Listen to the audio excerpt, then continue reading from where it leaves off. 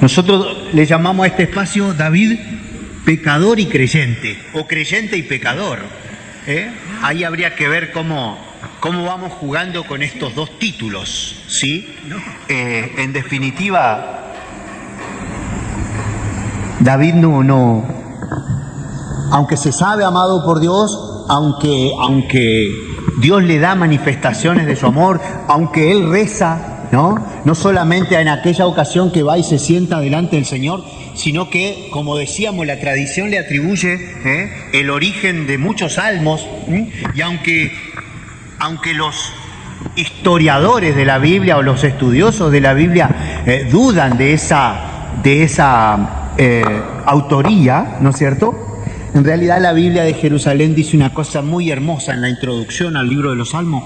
Dice, evidentemente, quienes escribían salmos estaban influenciados por esta tradición de David, salmista, músico de Dios, ¿no? ¿Se acuerdan? También habíamos visto a David que con su música logra serenar su corazón. Bendito Dios, ¿no? Fíjense, gente, sin embargo, la Biblia nos narra solamente 2 pecados de David. 2, con cierto énfasis. Es un capítulo añadido, fíjense, ¿no? En el capítulo 23 del libro de Samuel dice las últimas palabras de David, ¿no? Y sin embargo, y al comenzar el libro de los Reyes ya aparece David anciano y el tema de la sucesión. Sin embargo, en el medio aparece este capítulo 24, narrado justamente como uno de los pecados de David. Entonces, vamos a dividir en 3 el texto para poder entenderlo, que dicho sea de paso, nuestra Biblia del pueblo de Dios lo tiene dividido con títulos, ¿no? El censo, el castigo y la construcción del altar. El padre Martini prefiere llamarlo, bueno, el castigo, y el resplandor del templo, la promesa. Fíjense, gente, nosotros hoy sabemos que es un pecado de David, aunque todavía no aparece esa idea, sino solamente expresado por él. Vamos a leer juntos. Miren cómo empieza el capítulo 24. El Señor volvió a indignarse contra los israelitas e instigó a David contra ellos, diciéndole, ve a hacer el censo de Israel y de Judá. Fíjense, es raro la forma en que está escrito. El Señor se indignó e instigó a David. Fíjense, ¿no? Como que parece que Dios lo tienta a David. Dice, dale, andá a hacer el censo, andá. Estoy enojado con mi pueblo. Ahí lo tenés, hacé lo que quieras. Fíjense, ¿no? Y a los que tenemos la Biblia del pueblo de Dios nos propone como texto paralelo el capítulo de Crónica, Primera de Crónicas, capítulo 21. Ustedes recuerden que Crónica es una relectura de Samuel y de los reyes, ¿no? Es una relectura bastante posterior, ¿sí? Hecha probablemente unos varios siglos después, con intención de repasar la historia. Esto en la Biblia es normal, ¿sí? Repasar la historia. Pero fíjense, en Crónicas dice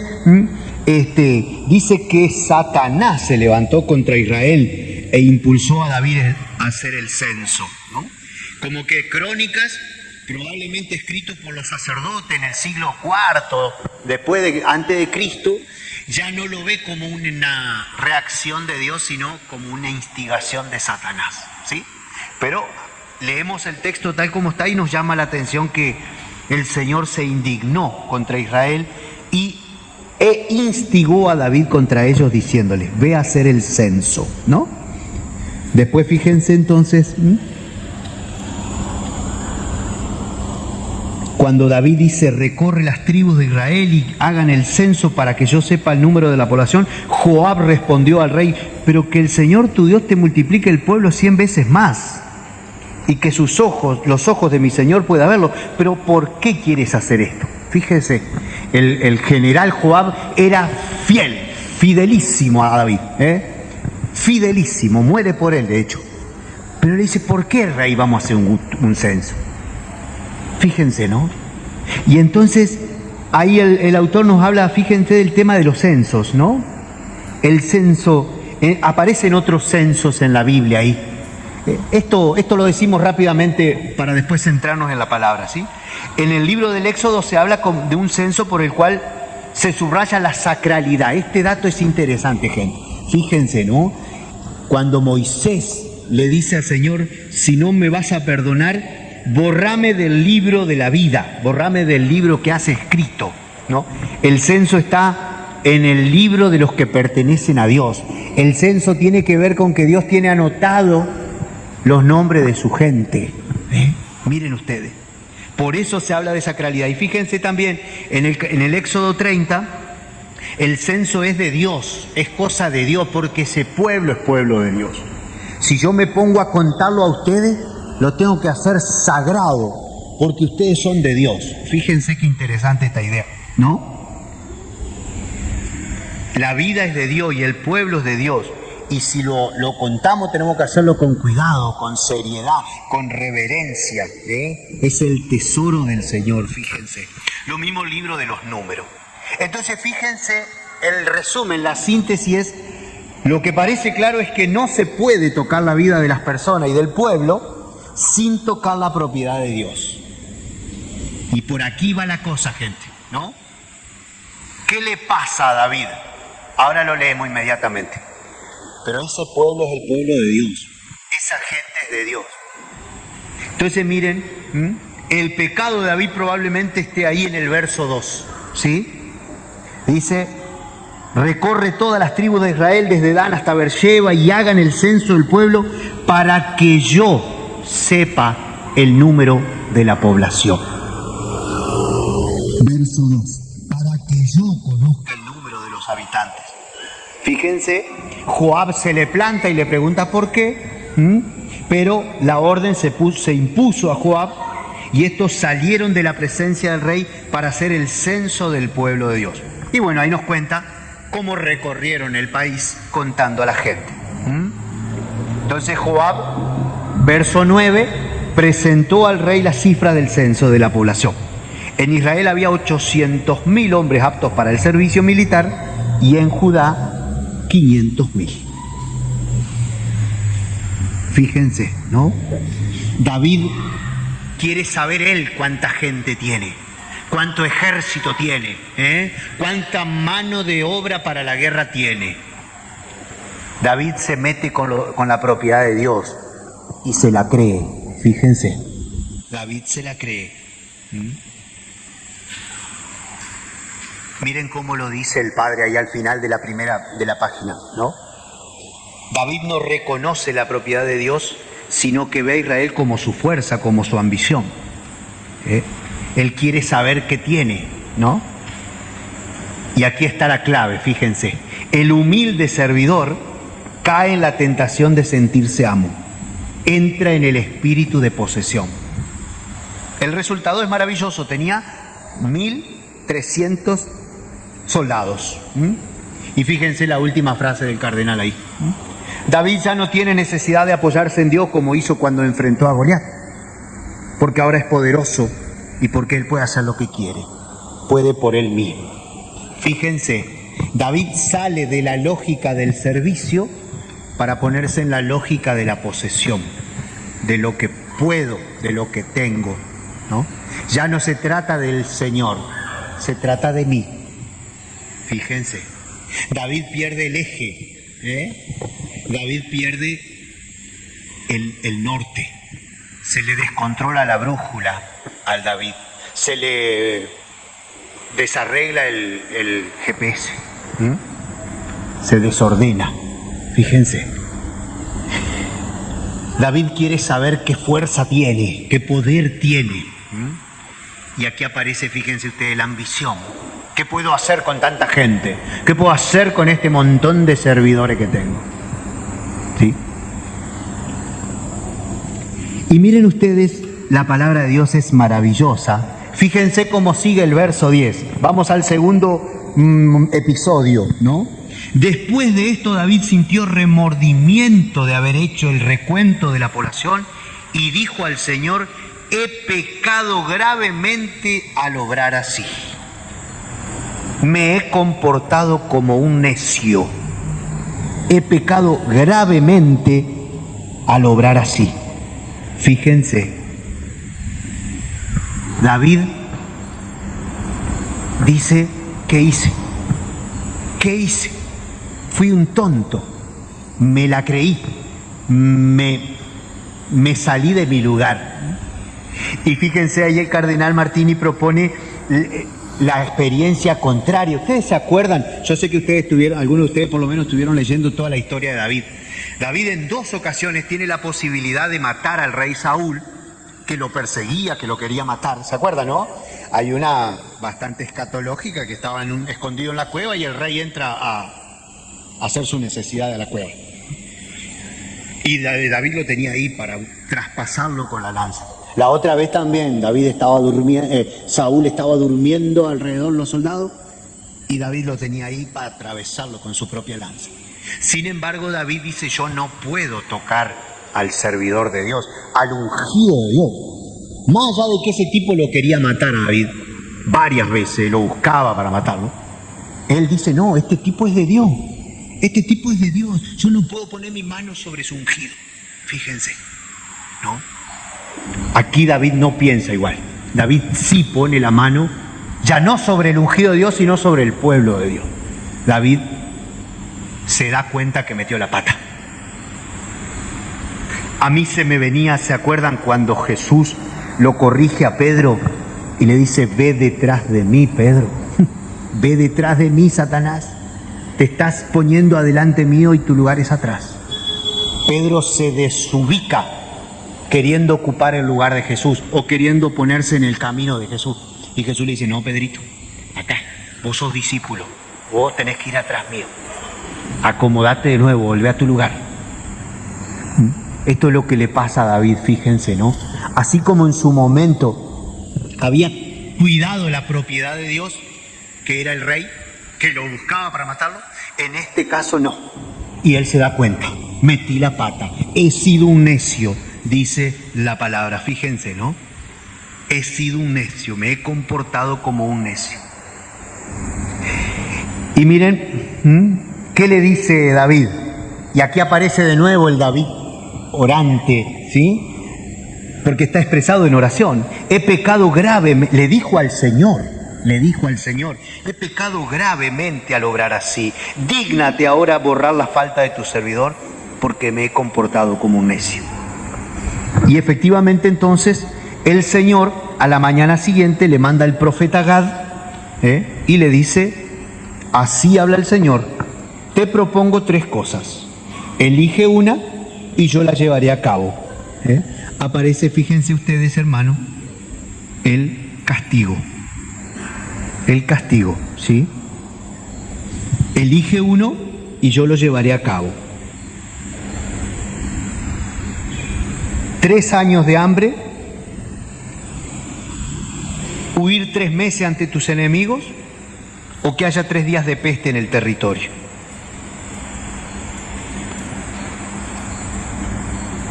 Cualquiera de los 3 era terrible, gente.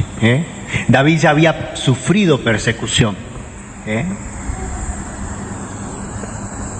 Pero miren, y aquí también yo los invito a detenerse en este pequeño pero no menor detalle. Fíjense, ¿no?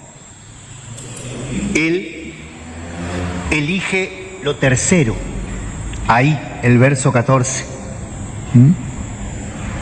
Estoy en un grave aprieto, pero caigamos más bien en las manos del Señor, porque es muy grande su misericordia antes de caer en manos de los hombres. Aparece el David creyente de nuevo, fíjense, ¿no? Prefiero que Dios me zamarree y no los hombres. Prefiero que Dios me corrija, porque es grande su misericordia. Fíjense, volvemos al principio y fundamento. El Dios misericordioso, que me llamó, que me eligió, que me sacó de detrás del rebaño, que me puso donde estoy, que sea Él el que me castigue. Es preferible caer en las manos de Dios y no en las manos de los hombres. Fíjense, David todavía no ha sido castigado, pero vuelve a su eje, vuelve a su lugar. Yo prefiero caer en las manos de Dios. Fíjense. La misericordia de Dios. Él recuerda que Dios es misericordioso. ¿Sí? Y bueno, lamentablemente viene la peste. Y fíjense ustedes, ¿no? Verso 15, el Señor envió la peste a Israel desde esa mañana por 3 días y murieron 70.000 hombres del pueblo. Es decir, fíjense, ¿no? La soberbia de David se viene abajo. Tengo cientos, tengo 1.300.000. No, de golpe ya no tengo 1.300.000. Se me mueren todos estos. Fíjense, ¿no? 70.000. Por eso, leamos lentamente la hojita y dice, ¿qué es el castigo? Es lo contrario de la inopsis del éxito. Es la angustia del fracaso. En efecto, David se ve privado de sus hombres. Él se había querido apoderar de esas personas y ya no las tiene, se murieron. Y miren, aquí está la triple conversión de David. En vez de la eficacia, ve romperse la estructura de su pueblo. En vez del poder, se le viene toda la impotencia de ver morir a su gente. En vez de ser el dueño de la cosa, termina a merced de las circunstancias imprevisibles. Fíjense, ¿no? El pecado de David es la eficacia, el éxito, el poder. Quiero saber cuánto poder tengo, cuánta gente pelea para mí. Y la fortaleza o la supuesta fortaleza de tener semejante ejército se le viene abajo porque de un plumazo en 3 días se le mueren 70.000, ¿no? Entonces fíjense, dice el Padre ahí, de este modo es corregido en sus 3 pasiones que lo han embriagado y queda profundamente humillado. Se había sentido poderoso, se había sentido capaz de llevar adelante, vaya a saber qué campaña, se le había creído, diríamos nosotros. Y justamente, ¿no? La corrección de Dios es en esta realidad, ¿sí? Pero aún así, gente, la cosa termina linda. Después vamos a volver sobre esta idea, ¿sí? Fíjense la tercera parte del relato a partir del verso 18. Porque incluso fíjense, en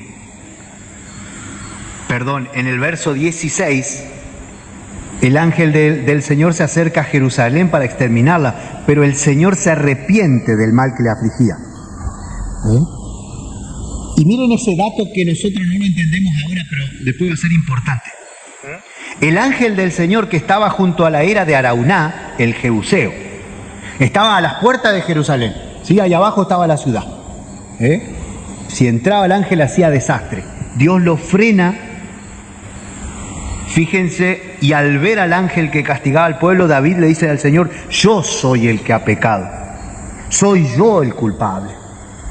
Descarga tu mano sobre mí y sobre la casa de mi padre. Fíjense, David intenta hacerse cargo del pecado. David intenta hacerse cargo del pecado y obtiene que Dios detenga al ángel. Pero ¿por qué nos dice la palabra que el ángel estaba en el terreno de este Jebuseo? La era el lugar donde cultivaba, ¿no? Estaba en el campito de Arauná. Y ustedes dicen, ¿y eso qué tiene que ver? Miren el detalle, miren el detalle. El Señor le mandó al profeta y le dijo, construí un altar en la era de Arauná, el Jebuseo. Fíjense, ¿no? Arauná lo ve llegar, se postra en tierra y le dice, ¿por qué el señor rey viene a ver a su servidor? Y David le responde, para comprarte este campito y hacer en él un altar al Señor, así la plaga dejará de abatirse sobre el pueblo. Fíjense, Arauná le dice, no, te lo regalo al campo. Y el rey le dice, no, De ninguna manera lo compraré. No voy a ofrecer a Dios holocaustos que no cuestan nada. Y David compró el campo y los bueyes, ¿sí? Pero miren qué detalle.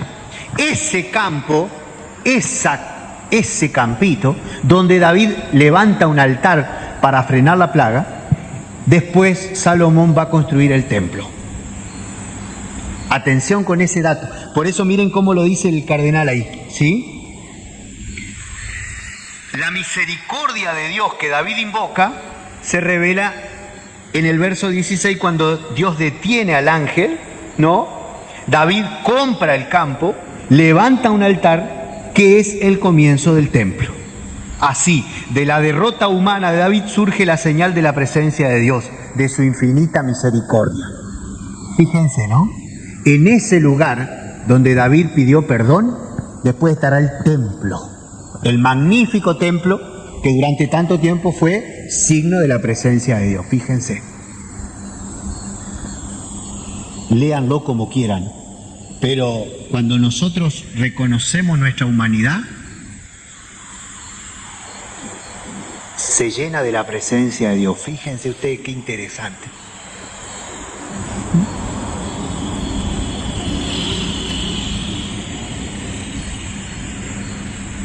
Y así termina el libro de Samuel. Fíjense, el Señor aplacó su ira y la plaga cesó de abatirse sobre Israel. Dice el cardenal Martini en la última partecita de la hojita, intenta actualizar la narración, traerla a nosotros, ¿no? Entonces fíjense, no es fácil interpretar este texto, pero puede ayudarnos a comprender el alma más primitiva que está dentro de cada uno de nosotros y que todavía no ha sido iluminada por Jesús. Por ejemplo, cierto temor de suscitar la ira de Dios, o el temor de haber tocado lo sagrado, o que nos haga encontrar con nuestra soberbia, por ejemplo. A ver, a nosotros nos gusta decir que no somos soberbios. Nos pensamos que somos humildes, pensamos que somos servidores, pensamos que somos... La palabra por ahí nos pone frente a esta realidad, ¿no es cierto?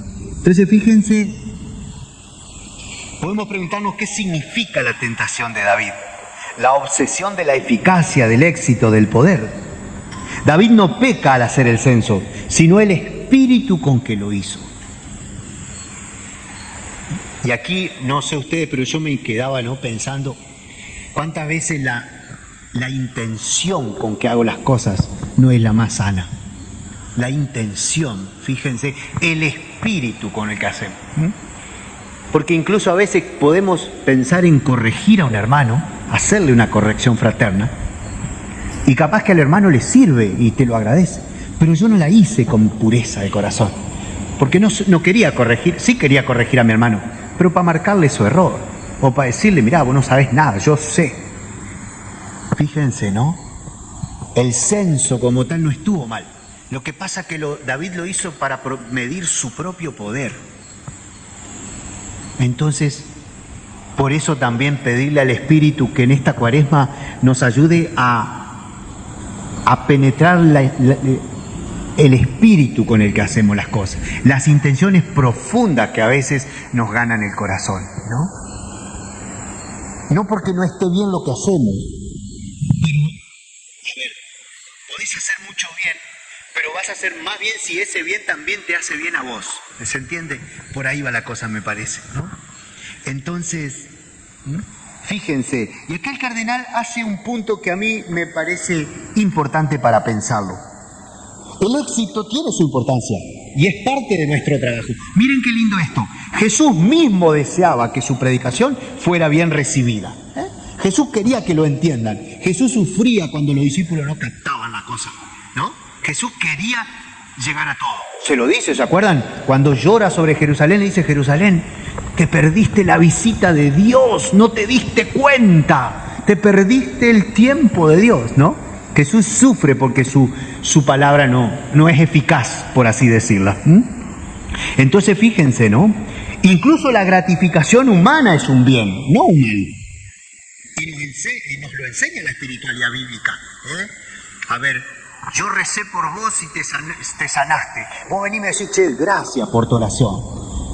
Ay, no, decimos nosotros. No, recibí la gratitud de tu hermano.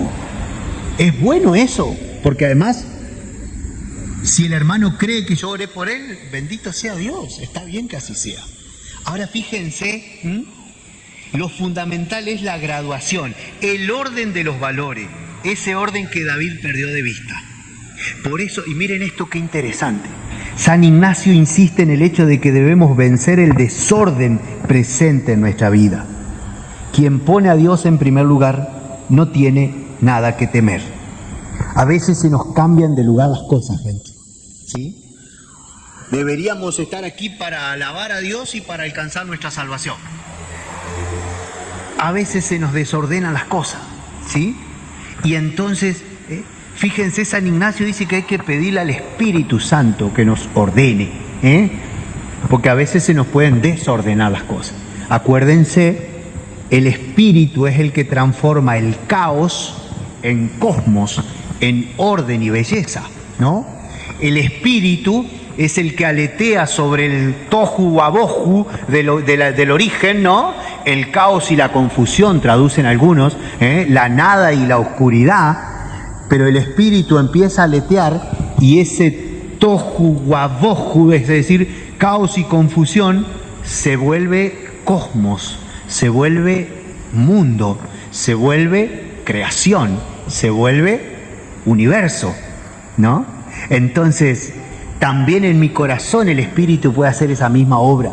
Cuando yo me desordeno, cuando pierdo la brújula, cuando dejo de pensar las cosas con Dios en primer lugar, el Espíritu tiene que venir a aletearme y decirme, pará, Marcelo, que te estás desordenando. Pará, que estás cambiando el orden de las cosas. Y ahí el cardenal nos propone una pequeña lista, fíjense. El bien último es Dios, que se comunica. Y bienes últimos son, por lo tanto, la gracia, la oración, la caridad. A eso deberíamos apuntar. Yo quiero estar con Dios, yo quiero vivir en gracia, yo quiero vivir en el amor, ¿sí? Una vez que tengo eso, ¿no? Están los bienes penúltimos, reflejos históricos de lo anterior.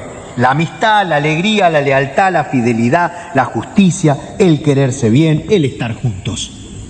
Bienes penúltimos, gente. Y otros bienes, terceros y últimos, son los presupuestos naturales. La salud, el alimento, el trabajo, el éxito, los buenos resultados, las gratificaciones. Fíjense, ¿no? Todo eso tiene que estar, pero tiene que estar ordenado. La teología cristiana, la teología católica, habla de los bienes sobrenaturales, preternaturales y naturales. ¿Sí? Lo mismo que está diciendo el cardenal con otras palabras. Los bienes sobrenaturales, Dios, la gracia, la fe, el amor, la caridad. Los bienes preternaturales o intermedios, por así decirlo. Y fíjense qué hermosa lista, La amistad, la alegría, la lealtad, la fidelidad, la justicia, el estar juntos, el quererse bien. Miren qué hermosa lista. Tenemos que aspirar a estos bienes. Tenemos que aspirar porque forman parte de los dones de Dios, ¿no? Y los naturales, los dones naturales, ¿sí? Miren qué lindo, la salud, el alimento, el trabajo, el éxito, los buenos resultados, las gratificaciones. Fíjense, ¿no? Lo que el Señor quiere es el orden interior que reinaba en el corazón de David cuando rezaba el Salmo 63. ¿Se acuerdan que fue el salmo inicial que hicimos el otro día? Mi alma tiene sed de ti, mi alma está unida a ti, tu diestra me sostiene. El salmista le decía, Señor, yo te busco, te necesito, te deseo, pero porque justamente tu amor vale más que la vida, fíjense, ¿no? David en su momento tiene claro que Dios tiene que ser lo primero, aunque en un momento se le traspapela eso y él se pone primero, ¿no? Él se la cree, él quiere contar cuánto poder tiene. David lo dice en el Salmo. Digo, lo que nos pasa a nosotros, gente, a veces tenemos claras cosas y en el actuar o en el se nos mezclan los tantos. Por eso es que siempre tenemos que estar a mano del Espíritu para que Él nos vuelva a ordenar, y a mano de Jesús para que nos vuelva a decir, volvé a tu lugar, ordenate. estás desordenando tu corazón. Así que, gente, no es muy lindo hablar de este pecado de David, no es muy lindo hablar del pecado, la verdad, pero es necesario. Estamos en el camino de la Cuaresma y queremos dejarnos transformar por la misericordia de Dios, así que no se me cansen porque el miércoles que viene vamos a hablar de otro pecado. No se me aburran. Pero no hablar del pecado, sino descubrir esta posibilidad, ¿no? Fíjense cómo David reacciona y dice: che, he pecado, qué pavo que soy, mirá la estupidez que cometí. Y ahí también hace el acto de fe. Prefiero caer en las manos de Dios. Yo también. ¿Se acuerdan? San Juan, la carta de Juan. Les escribo estas cosas para que no pequen, dice Juan. Pero si pecan, tenemos nuestro abogado ante Dios, a Jesucristo, que es más grande que nuestro pecado. Esto entonces, ¿no? Me gustaría no pecar. Por supuesto, yo sé que si no peco soy mucho más feliz, estoy mucho más tranquilo, estoy mucho más en paz, estoy más transparente porque no tengo que esconderme, no tengo que ocultar nada. Me encantaría, pero la realidad es que peco. Entonces, cuando aparece el pecado, vuelvo delante del Señor y digo: mira, Señor, qué pavo que soy, mira lo que hice, perdóname, borra mi culpa. Y ya lo vamos a ver cuando recemos juntos el Salmo 51. Gente, vuelvan a leer este texto, repásenlo, récenlo, la hojita, ráyenla, escriban, disciernan ahí y recen un poco entonces también esta realidad, la realidad de creyentes y pecadores, o pecadores creyentes. No, creyentes y pecadores. Porque primero somos creyentes, primero somos hijos de Dios y después el pecado condiciona, pero no determina. ¿Se acuerdan de esa distinción? ¿No? Las circunstancias a nosotros nos condicionan, pero nunca nos determinan. Yo me puedo ver condicionado a mentirle a usted, pero nunca determinado a mentir. Interesante esto, ¿no? Entonces somos creyentes y pecadores, como David. Creyentes porque primero hemos sido amados por Dios.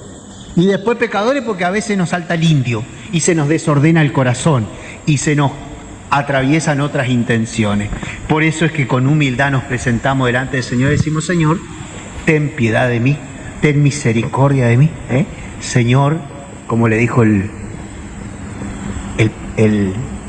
hombre leproso que lo leíamos hace unos domingos, ¿se acuerdan? Señor, si quieres, puedes limpiarme. Esta noche le decimos: Señor, si quieres, puedes limpiarlo. María, Madre de todos nosotros, ruega por nosotros pecadores. Te decimos en cada Ave María, Madre, y hoy te lo volvemos a decir: ruega por nosotros ahora y en la hora en que nos llames, en que nos llame Jesús, en que nos llame el Padre. Ruega por nosotros, Madre de Dios, nosotros los pecadores que queremos ser felices, que queremos vivir en la amistad con Dios, vivir en la comunión perfecta con Él. Ruega por nosotros pecadores, ahora y en la hora de nuestra muerte. Amén. En el nombre del Padre, del Hijo y del Espíritu Santo. Si quieren, nos volvemos a encontrar el miércoles que viene. Gracias.